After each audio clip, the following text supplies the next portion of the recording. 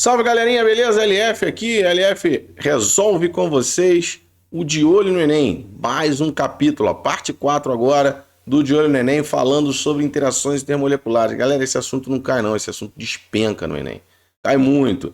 Então a LF vai mandar para você um estudo de caso e vamos resolver algumas questões sobre interações intermoleculares e suas aplicações. Beleza? Então vem com a LF, vamos lá. Vamos fazer essa aulinha aqui bem rápida para você que está na reta final do Enem e precisa de uma coisa com muita qualidade, muito conteúdo de qualidade e de uma maneira express. Então vem com a LF, vamos lá, vamos falar um pouquinho sobre interações intermoleculares, casos e estudo de casos, né? E aplicação do que caiu no Enem. Então, de olho no Enem com a LF, vem comigo. Então, galerinha, vamos lá falar um pouquinho sobre as interações intermoleculares. Está dentro de um assunto de química geral e é um assunto que cai bastante nas provas do Enem. Beleza? Então, são forças existentes entre as partículas formadoras da substância. Então, por exemplo, entre as moléculas de água, né, que formam a substância, existem as interações intermoleculares que mantêm essas moléculas unidas e seria devido à força dessas interações que vão ter influências em algumas propriedades físicas dos compostos, como ponto de fusão, ponto de ebulição, pressão de vapor. Então a LF vai falar um pouquinho sobre isso aqui rapidamente com vocês, beleza? Bom, os tipos de interações intermoleculares: dipolo momentâneo, dipolo induzido, que são utilizadas, né, que são as interações de moléculas apolares. Lembrando que em química, boa parte dos compostos apolares são aqueles formados por carbono e hidrogênio, e a gente vai aqui sempre focar um pouco mais em química orgânica, tá, galera? Dipolo permanente, que são para as moléculas polares, e a ligação de hidrogênio, que são para aquelas moléculas no qual o hidrogênio está ligado com os três elementos menores e mais eletronegativos. Então, os elementos mais eletronegativos e menores, tá bom? Da tabela periódica. Então, se você tem, por exemplo, um álcool ele tem uma OH ligada ao carbono. Logo, uma interação do álcool com a água, por exemplo, é uma interação por ligação de hidrogênio. Belezinha? Então, no que as interações influenciam? Nas propriedades físicas dos compostos, solubilidade. Então, lembrando que para ser solúvel, por exemplo, em água, ele tem que ter no mínimo uma dipolo permanente, o composto para ser minimamente solúvel em água, e ponto de fusão, ponto de ebulição, pressão de vapor, que mede a facilidade de evaporação. Então, se eu tenho uma interação forte, o líquido tem uma pressão de vapor mais baixa, beleza? Porque a pressão de vapor vai ser medida em função da volatilização do meu composto. Bom, galera, tem uma outra interação que cai muito no Enem, mas ela não é considerada intermolecular porque não é entre moléculas, que é a interação íon-dipolo, que ocorre entre um composto iônico e um composto que tem uma polaridade. Compostos iônicos gostam muito de compostos polares, principalmente água. Então a água é louca por composto iônico, porque ela faz uma interação mais forte do que a ligação de hidrogênio, porém ela não é classificada como interação intermolecular, uma vez que é entre o íon e uma molécula, e toda molécula a gente chama de dipolo, porque ela vai ter uma parte positiva e uma parte negativa, seja efetivo, dipolo permanente, ou momentâneo, dipolo induzido. Belezinha? Então vamos lá, vamos continuar aqui a nossa explanação rápida para você não perder nenhum conteúdo de primeira com LF. Bom, vamos lá. As interações, as intensidades das interações, elas vão nessa ordem aqui: dipolo induzido a mais fraca, intermediário a dipolo permanente e a mais forte a ligação de hidrogênio. Lembrando que quando eu tiver íon dipolo, que não é interação intermolecular, ela sobressai a ligação de hidrogênio, beleza? Então a água, por exemplo, quando olha para um íon, ela para de olhar para a água e vai para aquele íon. Tudo bem? Porque a interação dipolo entre a água e um íon é muito forte. Fatores que alteram a intensidade das interações. Isso é interessantíssimo, já caiu bastante na prova do Enem. Massa molecular. Então, se eu comparar dois compostos com a mesma interação intermolecular, quem vai vencer? Aquele que tem a massa molecular maior. A estrutura da cadeia também é importante. Como assim, LF? Eu posso ter compostos ramificados comparados com não ramificados. Eu posso ter compostos saturados comparados com compostos insaturados. Então é isso que a gente vai ver agora, beleza, galerinha? Então a gente vai avaliar aqui, ó, se eu tiver compostos pertencentes à mesma função, eles vão ter interações intermoleculares semelhantes. Então, o que a gente vai fazer? A gente vai, quanto mais intensa, semelhantes não, desculpa, diferentes, né? Perdão. Então, se eu tenho funções diferentes, vamos lá, só para não ficar uma lacuna aqui. Funções diferentes, a gente vai ter interações diferentes, né? Interações diferentes. Então, por exemplo, se eu tenho uma cetona, ela tem dipolo permanente. Um ácido carboxílico já faz ligação de hidrogênio. Então, quem tiver a intensidade maior, né, da interação com mais intensidade, vai ter um maior ponto de ebulição e um maior ponto de fusão. Belezinha? Então, agora sim, se eu tiver compostos com a mesma função, eles vão ter interações iguais. E aí a gente vai olhar para o tamanho da cadeia.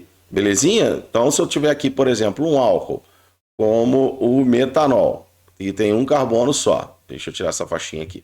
Um álcool que o metanol. E comparar ele, por exemplo, com o propanol, 1, 2, 3, ó. Se eu comparar o metanol com o propanol, quem tem maior ponto de fusão, maior ponto de ebulição? O que tem maior massa. Então, maior massa porque ele tem uma cadeia maior. Belezinha? Então, ele vai ter o maior ponto de fusão, maior ponto de ebulição. E compostos pertencem à mesma função e mesma massa molecular. Como assim, LF? Ó, eu posso ter aqui, ó, o butano e o metilpropano. São compostos de mesma função, mesma massa molecular, eles são isômeros de quê? De cadeia. Então, o que vai acontecer? A gente vai ver, quanto maior o número de ramificações, menor é a intensidade da interação intermolecular. Então, esse camarada aqui vai ter o ponto de fusão, o ponto de ebulição maior. Beleza, galera? Então, são dicas importantes para que você pegue aí um problema que possa cair na provinha do Enem para você e em outros vestibulares também. Então, estudo de caso. Imagina que eu tenho essa sequência aqui, ó. Nessa linha aqui, gente, eu tenho a mesma função, ó. Na linha horizontal eu tenho a mesma função. Na linha vertical, a gente está mudando o quê? A função. Então, eu saí de hidrocarboneto, venho para aldeído e venho para álcool. O que vai acontecer? Eu saio de dipolo induzido, DDI, vou para dipolo permanente e venho para a ligação de hidrogênio. E olha o que acontece com o ponto de ebulição. Ele vai aumentando, ó. Que beleza. Agora, quando eu saio de metano para etano, o que está acontecendo? Está aumentando a massa, mantendo a interação intermolecular. E o ponto de ebulição está aumentando. A mesma coisa aqui no aldeído e a mesma coisa aqui na sequência do álcool. Beleza, galera? Então, aqui a gente está vendo a alteração das funções na vertical e na horizontal a gente tem função da mudança da massa molecular. Show? Mais um estudo de caso aqui. Álcool, solubilidade de álcool. Quanto maior a cadeia do álcool, ó, maior vai ser a parte o quê? Apolar, que a gente chama de parte hidrofóbica, ou também podemos chamar isso de parte lipofílica. Se liguem nessas nomenclaturas, principalmente nesses sufixos. Fobia e filia. Fobia, repulsão, e filia, atração. Show, galera? Então, quando eu aumento a cadeia de hidrocarboneto do álcool, a solubilidade dele vai diminuindo, porque estamos aumentando a parte apolar da cadeia. Show? Bom, aqui mais um estudo de caso, e aqui a gente está falando lá do aumento, né, da ramificação. Então, aqui tem uma ramificação, aqui já tem duas ramificações, derivados, né, do C5H12. Então, aqui nós temos a mesma fórmula molecular para todos eles, né? C5H12. Vamos conferir aqui, ó, 5 mais 5, 10, com 2, 12, certinho, porque se trata de um alcano, e o alcano é CnH2n mais 2. Então, quanto maior o número de ramificações, menor o boiling point, aqui, ó, ponto de ebulição. Show, galera? Então, mais um estudo de casos. Ó, a presença de insaturação, galera, começa a afetar o ponto de fusão de substâncias compostas de cadeia longa. Tá? Na cadeia menor não tem muita influência, agora em cadeia longa sim. Então a insaturação atrapalha a interação intermolecular, ou seja, em cadeias longas, insaturações diminuem o quê? A intensidade da interação intermolecular. E aí o que acontece? Diminui o ponto de fusão. E aí nós temos óleos sendo líquidos e as gorduras que não têm saturação sólidas. Beleza? Deixa eu apagar isso aqui porque vai vir uma coisinha escrita aqui só para você, o conteúdo de primeira do LF.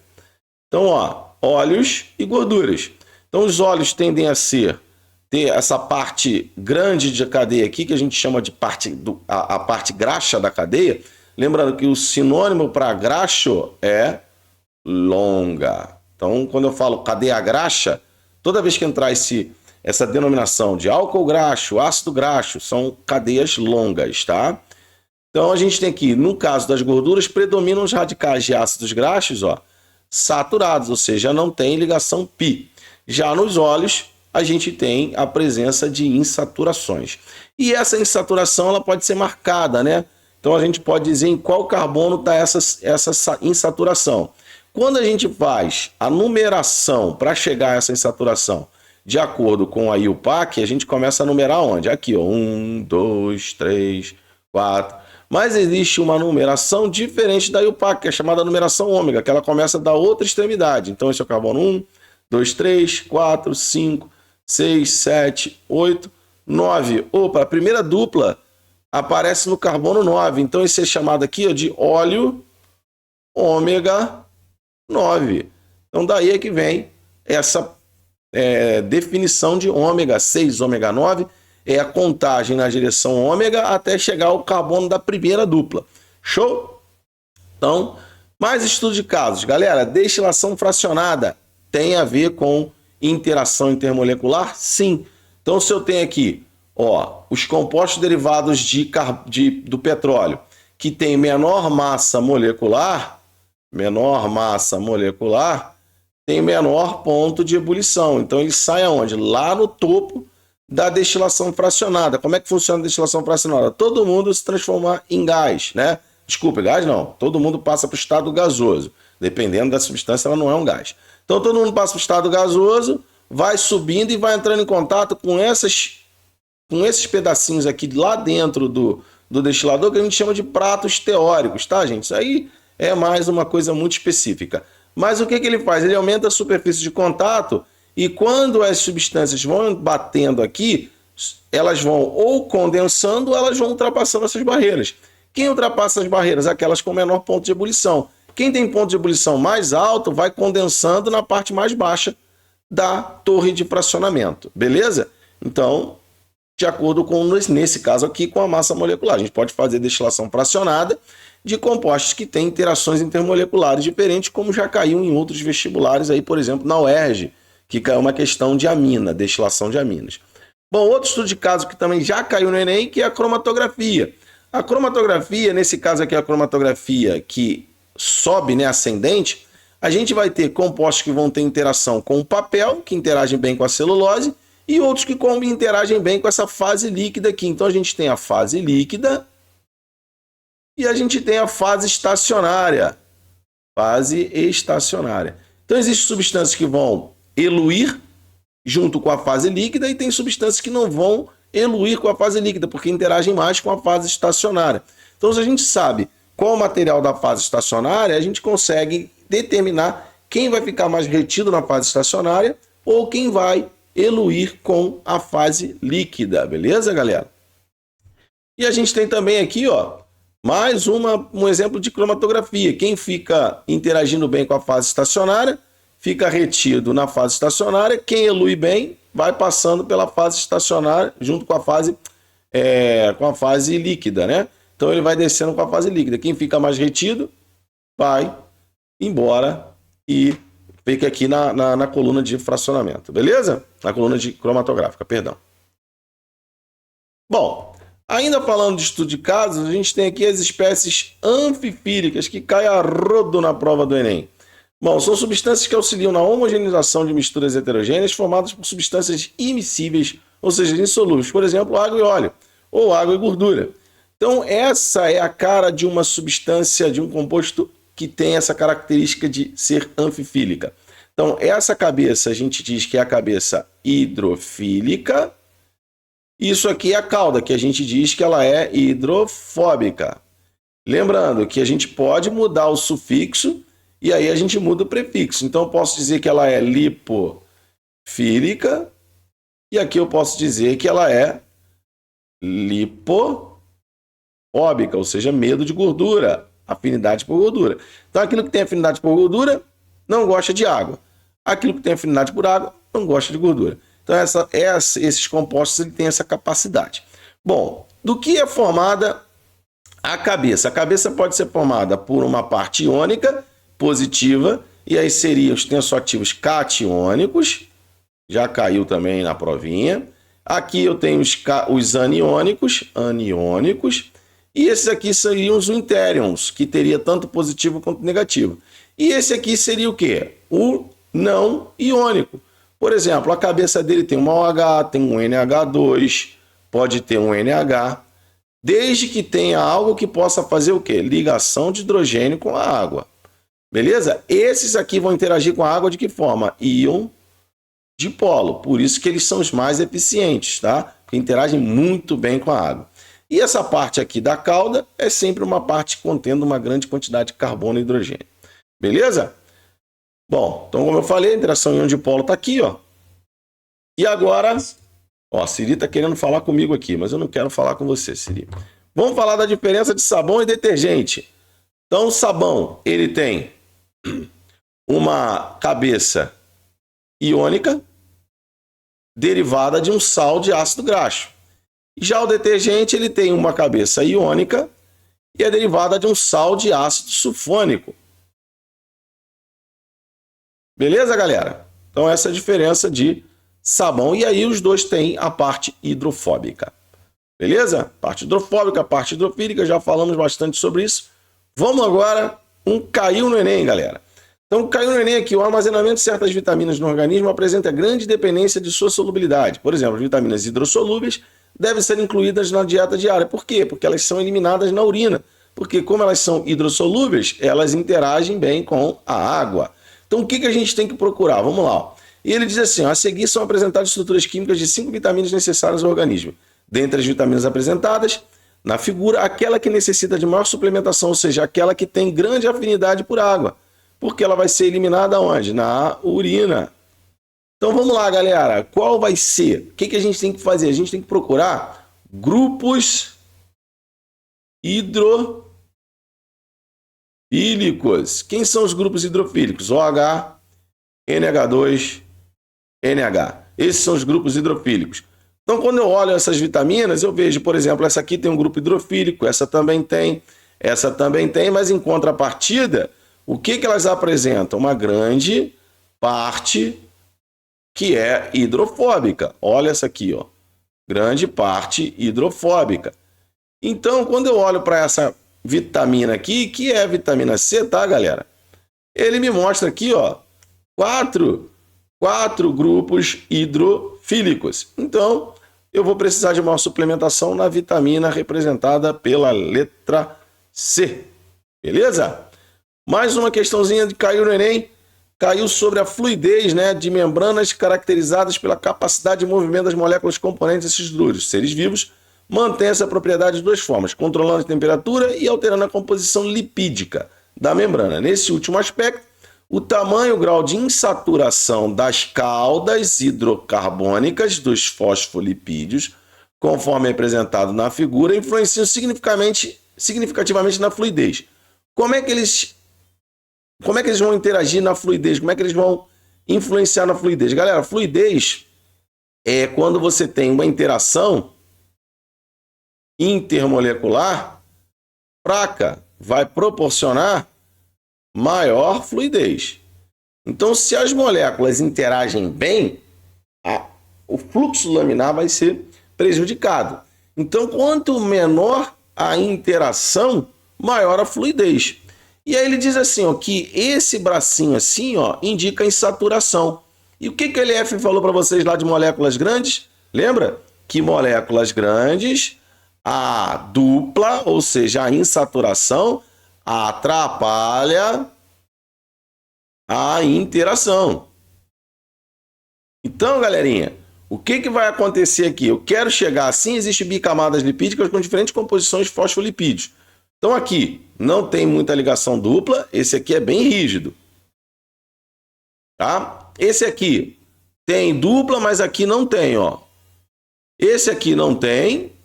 Esse aqui, ó, tem dupla e não tem dupla. Aonde tem tudo com dupla? Aqui, ó, tudo com insaturação, perdão. Eu vou chamar de dupla, não, vou chamar de insaturação. Aqui. Então aqui as interações estão o quê? Mais fracas, estão menos intensas, então menos intensidade nas interações. Então, quanto menos intensidade nas interações, maior fluidez, menor resistência ao fluxo, tá? Então, a gente vai marcar letra B, 2, beleza? Bom, aqui nós temos uma micela, galera, micela. A micela, ela é formada quando a gente tem, por exemplo, água, o surfactante ou tensoativo, aquela espécie anfifílica, ela vai interagir com a cabeça. Se a gente tivesse óleo, ela interagiria com a cauda. Isso vai rodeando, formando uma micela, tá? Então, esse arranjo característico se deve ao fato dos fosfolipídios apresentarem uma natureza o quê? Então, uma natureza anfifílica, por possuírem parte hidrofílica e outra parte hidrofóbica, letra E. Beleza, galera? Sem perder tempo, vamos para a próxima. Aqui, ó. Olha aqui. A cromatografia, galera. A cromatografia, ela funciona por causa da capilaridade. Capilaridade. Vou escrever aqui, ó, bonitinho, ó. Opa, tá tudo errado aqui, ó. Capilaridade. Muito bem, trava a língua aqui, ó. Capilaridade. Então, o líquido, ele sobe porque se ele interage bem com a fase, com o papel, o líquido vai subir bem. Por exemplo, a água interage bem com o papel. Então, quando você coloca a pontinha de um papel na água, a água sobe bastante. Por quê? Porque o papel é celulose, tem muito OH, e a água a gente sabe que tem também, mas tem OH para fazer a ligação de hidrogênio, né? Então, o fenômeno aqui é a capilaridade devido ao quê? À interação intermolecular. Então, se eu colocasse aqui um pedaço de plástico, por exemplo, que é feito de hidrocarboneto, boa parte deles, não vai ter interação com a água. Então, ele não molha, né? Beleza? Ele não vai encharcar. Show de bola, galera? Então, galera, é isso aí. Fizemos algumas questões provando para você que isso aqui não cai no Enem, simplesmente despenca. Show, galera? Então, mais um videozinho para você tirar aí algumas dúvidas e meter bronca na prova dessa semana, que é a provinha de química que você não vai errar nada. Beleza? Então vem com a LF, vamos lá. Próximo vídeo, reações orgânicas. Vem comigo.